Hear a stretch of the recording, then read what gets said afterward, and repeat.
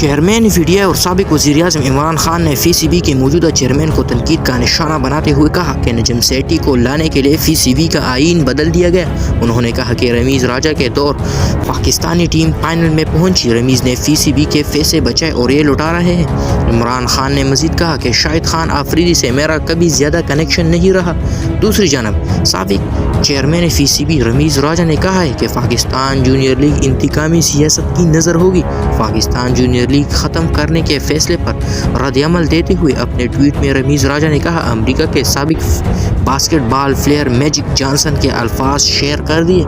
انہوں نے لکھا ہے کہ تمام بچوں کو ذرا سی مدد اور امید کی ضرورت ہوتی ہے، ساتھ ہی انہیں کسی ایسے شخص کی ضرورت ہوتی ہے جو ان پر بھروسہ کرے۔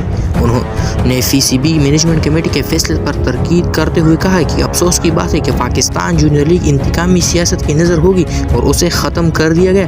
ان کا کہنا ہے کہ حالانکہ پی جی ایل کے 7 بچوں نے P S L 8 emerging category میں جگہ بنائی اور ان میں سے 3 پاکستان اور نیوزی لینڈ کے سیریز کے ریزرو کھلاڑیوں میں ہیں۔ واضح رہے کہ پاکستان کرکٹ بورڈ کی مینجمنٹ کمیٹی نے ریجنل، ڈسٹرکٹ اور ڈپارٹمنٹل کرکٹ بحال کرنے اور پاکستان جونیئر لیگ ختم کرنے کا اعلان کیا ہے۔